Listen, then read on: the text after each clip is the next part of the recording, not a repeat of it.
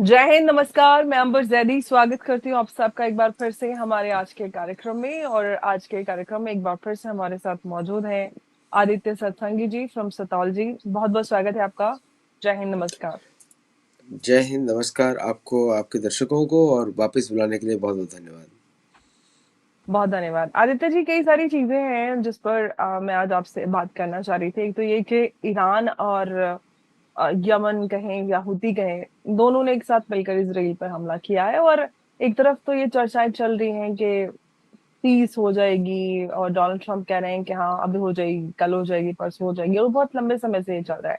इस सब के बीच में और वैसे ही चल रहा था कि यूएस भी अटैक कर रहा था बार बार। तो एक तरफ पीस टॉक्स की बातें हो रही है और एक तरफ ये सब चल रहा है।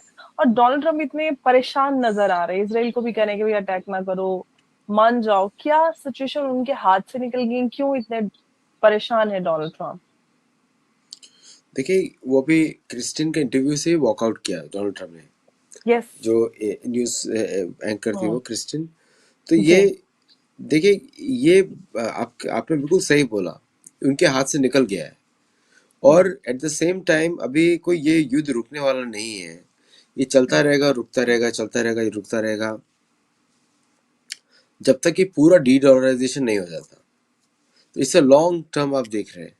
और इट इज़ युद्ध के बहाने में साइड में क्या चल रहा है अमेरिका में, वो तो सबको दिख ही रहा है अब इस समय। जिस तरह बैंक्स रिएक्ट कर रही हैं, तो बैंक्स रिएक्ट कर रही हैं। यहाँ तक कि ट्रम्प ने एक स्टेटमेंट भी दिया था, मुझे बड़ा शॉकिंग लगा, कि बी प्रिपेयर फॉर ब्लैकआउट्स, ये बोला अमेरिका में। तो आई वॉज टोटली शॉक कि ये स्टेटमेंट कैसे दे दिया उन्होंने बीच में। तो मतलब ये एक सिम्पसन्स का कार्टून होता है अमेरिका में, उसमें प्रेडिक्ट किया गया था कि ब्लैकआउट्स होंगे अमेरिका में। और तो बड़ा अजीब सा मुझे वार्निंग लगा। तो ये युद्ध किसी दिशा में जा रहा है, और ये ट्रम्प को मालूम है कि दिशा में जा रहा है। अमेरिका के जो रिच लोग हैं, बिलियनर्स की बात कर रहा हूँ, जो मल्टी मल्टी बिलियनर्स हैं, उनको ही पता है किस डायरेक्शन में जा रहा है, लेकिन आम जनता को पता नहीं किस डायरेक्शन में जा रहा है। यहाँ तक कि इंडियन इकोनॉमिस्ट ने तो बहुत लंबे से पहले प्रेडिक्ट कर दिया था 2021 में कि अमेरिका डीडॉलराइजेशन कर रहा है, क्योंकि डेट पे नहीं कर सकता। सो और एम्यूनिशन शॉर्टेजेस थे, वो भी अब दिख रहा है कि एम्यूनिशन शॉर्टेजेस थे एक्चुअली अमेरिकन मिलिट्री के पास।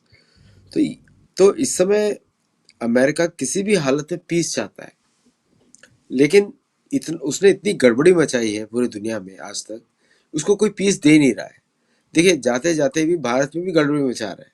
अब भारतीयों को लगता है कि अमेरिका कर रहा है, बट यहाँ पे तो क्लियरली ब्रिटिश इंटेलिजेंस का काम है। ब्रिटिश जी। इंटेलिजेंस जो है, कॉकरोच जनता पार्टी और ये सब के साथ काम करती रहती है उसको। And you saw the British agents standing in the crowd also. लेकिन इससे मुझे ऐसा लगता है कि ट्रम्प जो है चाहते हैं कि ये वॉर अब रुके। और आई थिंक कुछ they had agreed with Iran, but जब इन्होंने शिफ्ट से फायरिंग किया, और जब ईरान ने रिटेलिएट किया पूरे मिडिल ईस्ट में, कतर पे, बहरीन पे, अब बड़ी सरप्राइजिंग एक रिपोर्ट थी। आईआरजीसी ने मना किया कि उसने कतार पे अटैक नहीं किया है। तो किसने किया है? Who is using Shahed drone to attack on Qatar airport? तो ये सबोटाज लगता है, कंटिन्यूस सबोटाज लगता है, कि it is not just IRGC who is involved, there are some hidden parties also involved. और ये बात तो आपको माननी पड़ेगी कि अमेरिका के कुछ ड्रोन्स हैं जो शहीद के जैसे, ड्रोन्स के जैसे दिखते हैं। जी। क्लोबस नाम है क्या, ऐसे नाम है उनका। सो दे लुक लाइक शहीद ड्रोन्स। तो किसने कतार एयरपोर्ट पे अटैक किया, नोबडी नोज। इनफैक्ट सऊदी को लेकर भी यही बात आई थी जब सऊदी में ऑयल फील्ड्स और उन पे अटैक हुआ था। हाँ, मतलब there is third party involved. और हम्म। जब भी थर्ड पार्टी इन्वॉल्व होती है, मुझे हमेशा एक ही नालायक एजेंसी पे नाम जाता है, वो ब्रिटिश। सो क्योंकि Yes. ब्रिटिश को शांति नहीं चाहिए। हम्म। ये युद्ध जब तक लंबा सीखेगा, उसको उसको अमेरिका को कुछ सबक सिखाना है। जी। So I do not know what is happening. तो इसलिए सारी कंट्रीज चुप है। इंडिया को भी मालूम होगा, बिकॉज आपको मालूम है कि इंडियन इंटेलिजेंस तो सबसे स्ट्रांग रहती है उस एरिया में। उसको ही मालूम होगा। और तो लेकिन कोई बोल नहीं रहा है कुछ भी, वेरी सरप्राइजिंग। सब चुप बैठे हुए हैं, सबको मालूम है क्या चल क्या रहा है। सो आई थिंक वॉट जो वॉर दिख रहा है वो एक्चुअली है नहीं, इस समय कुछ और चल जी। रहा है। वो क्या है जो अभी नजर नहीं आ रहा? मुझे लगता है जो चीज नजर नहीं आ रही है वो है इकोनॉमिक्स, कि ओके। कि इकोनॉमिक्स में किसको बचाया जा रहा है। ये वॉर अब ये नहीं है कि किसको नुकसान पहुंचाया जा रहा है, आपको ये देखना है किसको बचाया जा रहा है। अब मैं हिंट दूंगा आपकी व्यूअर्स को कि इस जी। पूरे युद्ध में कौन सी कंपनीज ग्रो कर रही हैं यूके में, और कौन सी कंपनीज लॉस में जा रही हैं यूएस में, इस वॉर की वजह से। चार पांच ही कंपनीज के नाम आने वाले हैं, हाँ। जी। तो आपको पता लग जाएगा who is gaining and who is losing. जी। तो दिस एंटायर वॉर ये कुछ, देखिए कोई भी हमारा जो बड़े वॉर्स हुए हैं, European war one, European war two, ये सारे यूरोपियन कंट्रीज ने क्रिएट किए हैं। और European countries was the net beneficiary. और इसमें भी अगर आप देखते हैं तो European countries are the net beneficiary. I am counting UK also in Europe actually as a European nation, whether they came out of Brexit it doesn't matter, but still I'm counting them in। तो ये एक तरीके से अब Trump को कोई निकलने भी नहीं दे रहा है और उसको आगे भी नहीं बढ़ने दे रहा है। इसे चेक मेट फॉर ट्रम्प, इसलिए ज्यादा फ्रस्ट्रेटेड है वो। ओके। तो आपने कहा कि जब तक डी डॉलराइजेशन नहीं होगा तब तक ये युद्ध चलेगा, लेकिन कुछ लोग कह रहे हैं, एक्सपर्ट्स के, डी डॉलराइजेशन जो हो रहा था उस हेजेमनी को मेंटेन करने के लिए यूएस ये सब कर रहा है। तो what is the reality, what is the truth? देखिए डी डॉलराइजेशन टर्म सबसे पहले बोला था शिंजो एबे ने, जिनकी हत्या कर दी गई, आपको मालूम है। तो डी डॉलराइजेशन आप अगर ठीक से उसको आप नोटिस करेंगे, ये अमेरिका खुद ही करा रहा है, कोई और नहीं करा रहा है, ना इंडिया का हाथ है।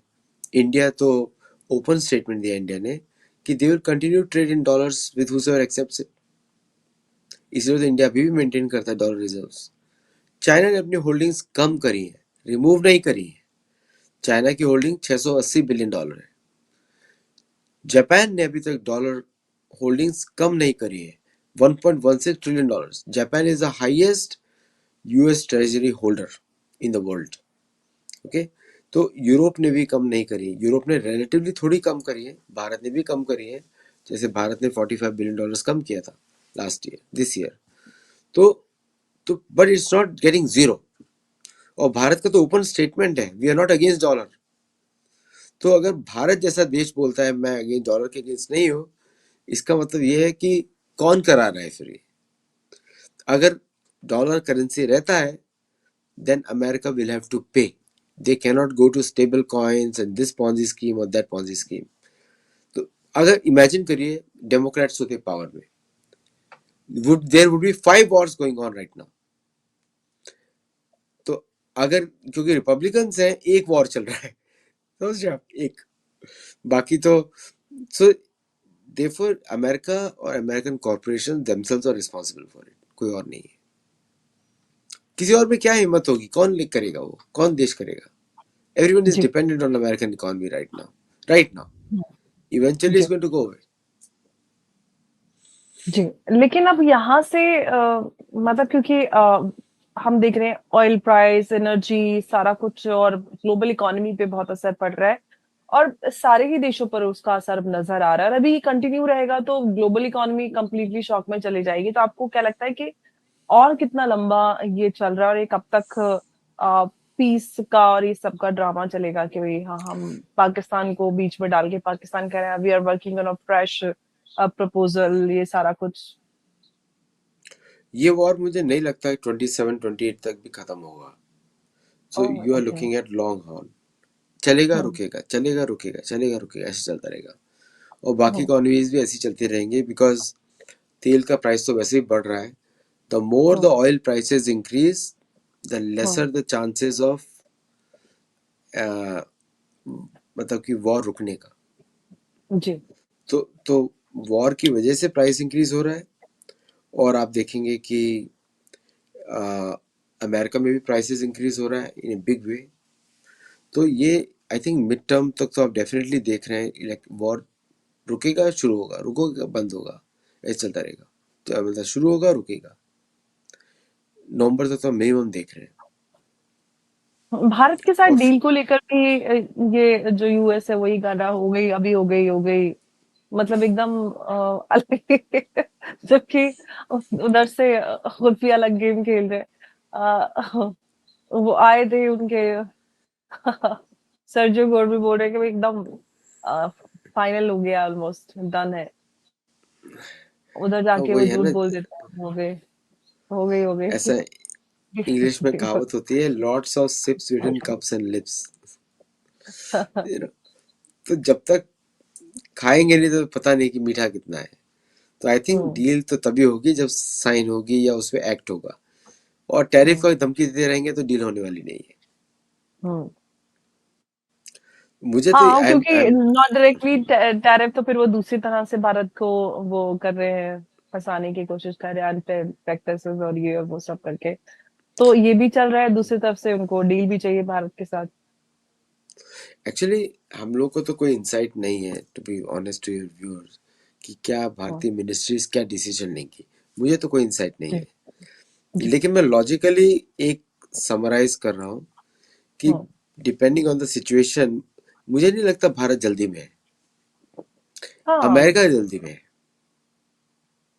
क्योंकि भारत ने तो अपने ऑप्शंस डाइवर्सिफाई किए जब से टैरिफ वारिफ हो गए, तो भारत ने तो तैयारी कर ली अपनी, तो भारत को तो जल्दी है ही नहीं है। और दूसरा ये भी है कि जो export market as an America, वो इटसेल्फ बिकम ए प्रॉब्लम, क्योंकि सैंक्शन लगा हाँ, सकते हैं लोग। तो जी, कहाँ पे कैसे उसको उसको इतना लेवरेज नहीं देंगे ना। एट द सेम टाइम जो foreign remittances from US to India is the highest in the world. 130 से 140 बिलियन डॉलर पर ईयर जाता है। और उस पर भी रोक लगाने की कोशिश कर रहा है अमेरिका। तो आई थिंक तो एक तरीके से net America becomes useless territory for India. जी, आप उस पर भी टैक्स लगाओगे, उस पर भी लगाओगे, तो what is the point in even trading with you. हाँ, तो इसलिए आई डोंट थिंक सो कि इवेंचुअली जिस तरह भारत काम कर रहा है, eventually they will have to reduce dependence on America on anything, anything. इसीलिए थोड़ा सा आजकल नाचना गाना शुरू कर दिया ट्रम्प ने। एक उन्होंने वीडियो रिलीज किया कि वो मोटरसाइकिल पे जा रहे हैं, फिर शेर की सवारी कर रहे हैं। You must have seen that meme he has created. मैंने कहा भारत में आएंगे तो यहाँ पे तो गधा बड़ा अच्छा लगता है, आप गधे पे चल के आइए। शेर तो हमारे लिए बड़ा सेक्रेड एनिमल है, हम शेर पे बैठने नहीं देंगे किसी को। बिल्कुल। हाँ, लेकिन अब सवाल ये है कि जो इंडियन एनओए है, विनय मोहन क्वात्रा, वो भी मिले सेबेस्टियन गोरका से, जो senior US counter terrorism official है, और उसमें जॉइंट स्टेटमेंट भी दिया।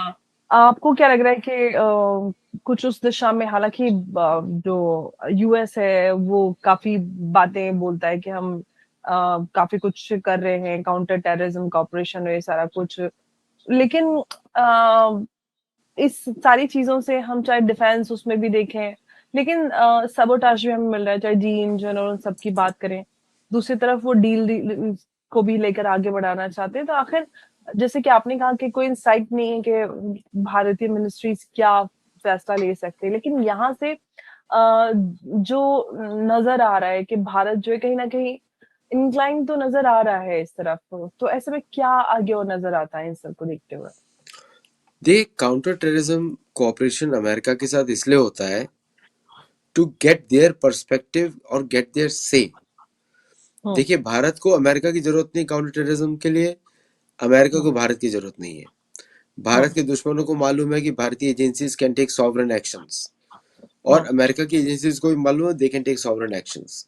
ये जो हम्म, काउंटर टेररिज्म पे जो मीटिंग्स होती हैं generally to build the other side into confidence कि भाई जो हमारे एक्शंस होंगे, क्या आपका नुकसान ज्यादा है कि कम है, जरा बताइए।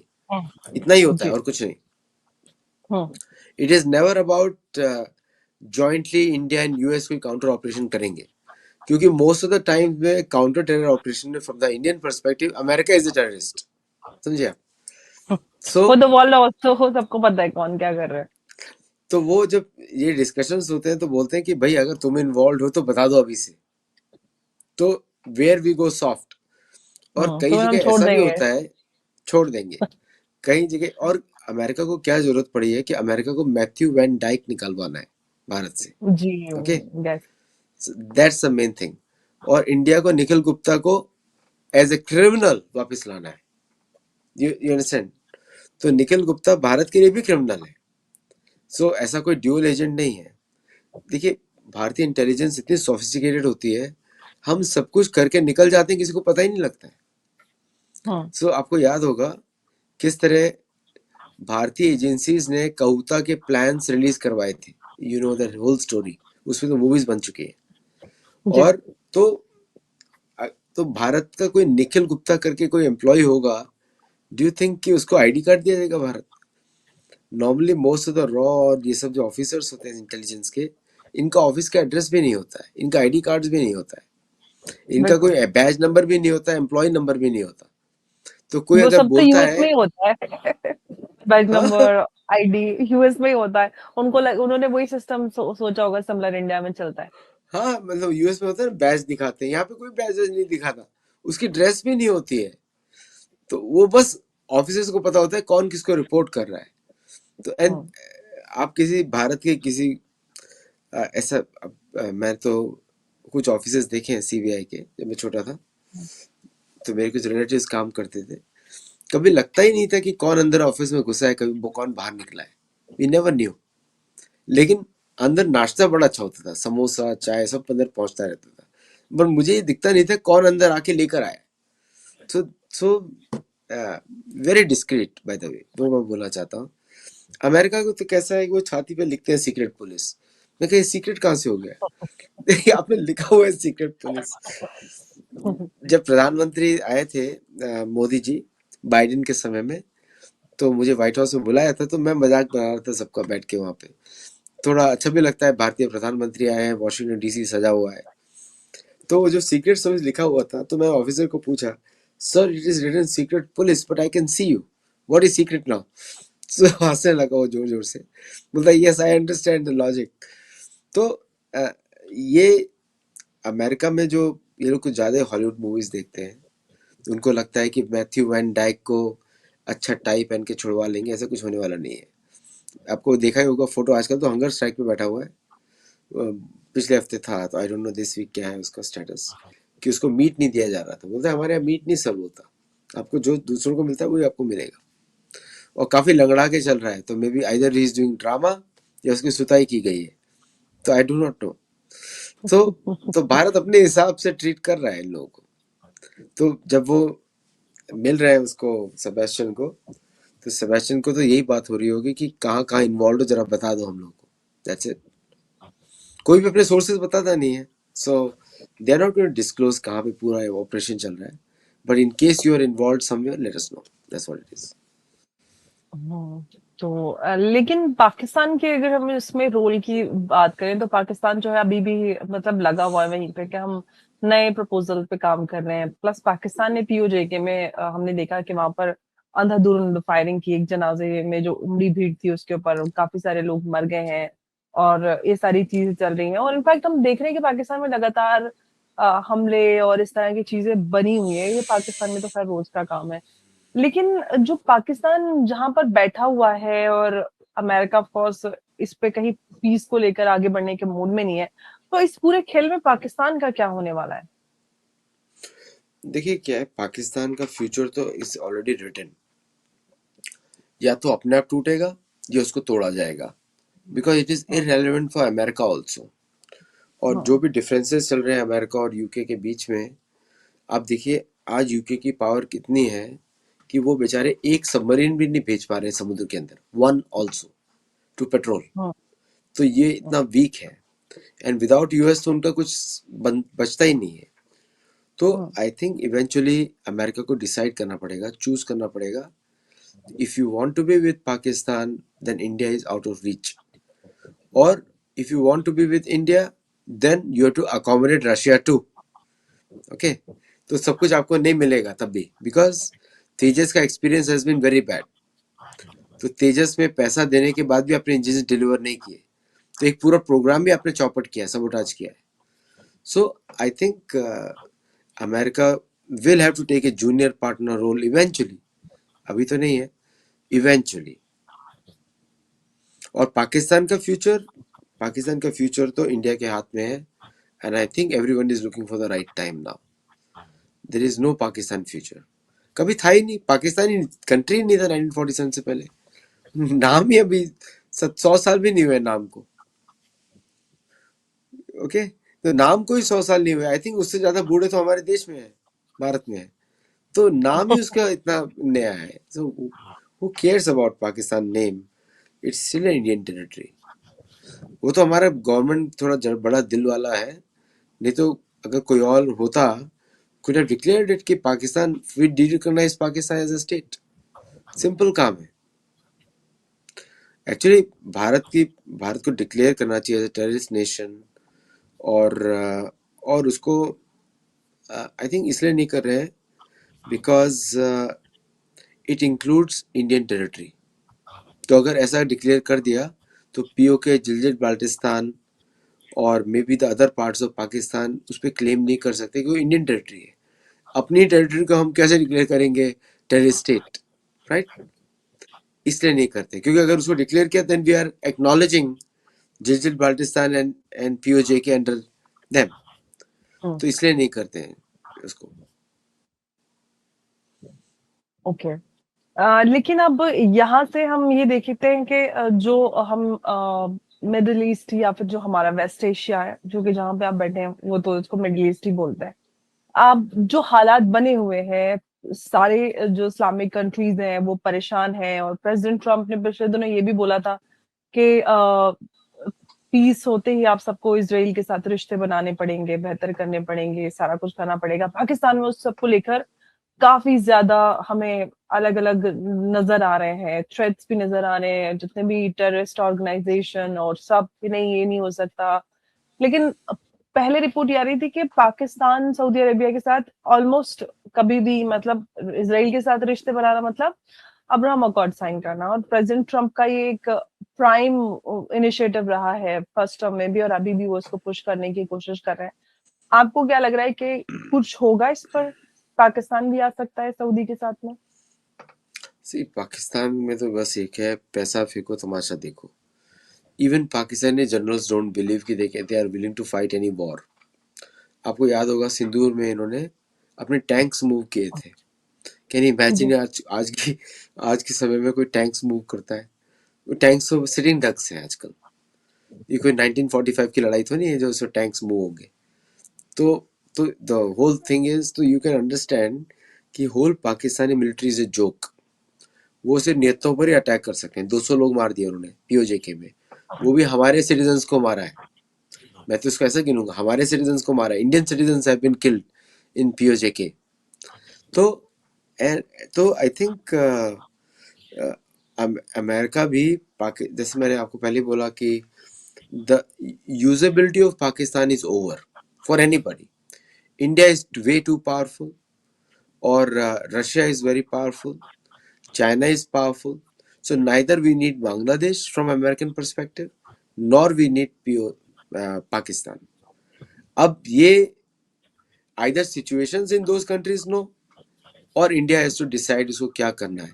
जैसे कि बांग्लादेशियों का एक कुछ प्लान था बहुत बड़ा कि use the Bangladeshi network in India to create terror. उसको भारत ने बांग्लादेश के अंदर ही बस्ट कर दिया. वो सारे लोग गायब हो गए with in weeks, with in 2 days. और ये लास्ट वीक का ही प्लान है पूरा. और उसके बाद पाकिस्तान के बारे में, अब पाकिस्तान को उकसाया जा रहा है कि take an action in India, do something, उससे तुम्हारा क्रेडिबिलिटी रिस्टोर होगा. और तो आसिम मुनीर पहले सोचना शुरू करते हैं क्या करेंगे, फिर पता लगता है नहीं, हमारी सारी फ्लाइट्स कैंसिल हो सकती हैं. समझे आप? मतलब फ्लाइट्स इन द सेंस कि जो जनरल भागना चाहते हैं वो किधर भागेंगे. So they are waiting for the time where all the generals' families are gone. तब ये ऑपरेशन करेंगे इंडिया के अंदर, और फिर उसके बाद इंडिया उनको वो सबक सिखाने वाला है which America will remember for their life. क्योंकि वो तो अमेरिका तो खैर अमे, अमेरिका तो पिटवाता है ना अपने एलाइज को पहले, बाद में पिटता है। तो पिटाई किसकी हो रही है? यूएई की, इसराइल की, और अमेरिका तो पीछे खड़ा हुआ है डर के मारे। वो आगे ही नहीं बढ़ रहा है, हॉर्मुज स्ट्रेट के अंदर ही नहीं घुस रहा है। सो तो पहले जैसे हम लोग बोलते थे ना, तुम आगे चलो हम तुम्हारे पीछे, पता है पीछे मुड़ के देखो कोई है ही नहीं। अमेरिका का वो हालत है, सबको बोल रहा है तुम आगे जाके लड़ो, पीछे मुड़ के देखो अमेरिका है ही नहीं, भाग गया कहाँ पे। तो now they are running blind with all the basis gone. तो अभी बहुत डिफिकल्ट टाइम है उनके लिए, और पाकिस्तानी जनरल बड़े खुश हो रहे हैं। आप देखिए, पार्टीज देखिए कि अमेरिका पिट गया, तो behind the scene they are supporting them, Iran को पूरा। तो जी। सब कुछ पता है अमेरिकन को, लेकिन कुछ एक्शन इसलिए नहीं ले पा रहे हैं बिकॉज ऑफ सम डिपेंडेंस, कि कल को कोई ऑपरेशन हुआ तो पाकिस्तान का कोई बेस यूज करना पड़ेगा। जैसे ये वॉर एंड होता है या स्लो डाउन होता है, it's a green signal for India, do what ever you want. खैर भारत की तैयारी तो चल रही है ईस्ट और वेस्टर्न फ्रंट दोनों पर ही, और भारत मतलब ताबड़तोड़ अपग्रेड कर रहा है मिलिट्री डिफेंस अपग्रेड, तो उससे पता तो चल रहा 17,000 करोड़ रुपीस के ड्रोन खरीदे, 17,000 crore rupees from local manufacturers. है जी। ये कोई $2 billion। छोटी मोटी, मैं डॉलर्स में गिनता ही नहीं, बिकॉज इसलिए नहीं गिनता हूँ कि conversion rate is is ridiculous. तो भारत की प्राइसेस तो करोड़ रुपए में होगी ना। अभी तो जी जी डॉलर्स में गिनना नहीं चाहिए, बिकॉज द रीजन इज जी। कि वो पूरा आर्टिफिशियल है वो। हम्म। बिल्कुल। तो भारत की तैयारी चल रही है। इनफैक्ट मैंने एक प्रोग्राम किया था दुष्यंत सर के साथ, तो उसमें उन्होंने बताया कि कैसे मिनिस्ट्री ने सारी चीजों को अपग्रेड किया है, और अलग अलग लेवल पर जो टीम्स हैं उनको पूरी तरह से फ्री हैंड दिया है कि आपके जो चैलेंजेस हैं उसके हिसाब से आप चीजें अपग्रेड कर सकते हैं, फंड एलोकेशन और सारा कुछ उनको पूरा सपोर्ट किया जा रहा है। तो बहुत बड़े लेवल पे भारत की तैयारी चल रही, तो ये अपने आप में नजर भी आता है। आदित्य जी, धन्यवाद आपका इस चर्चा में हमारे थैंक साथ यू। जुड़ने के लिए। नमस्कार, जय हिंद, जय भारत। जय हिंद, जय भारत, थैंक यू। धन्यवाद।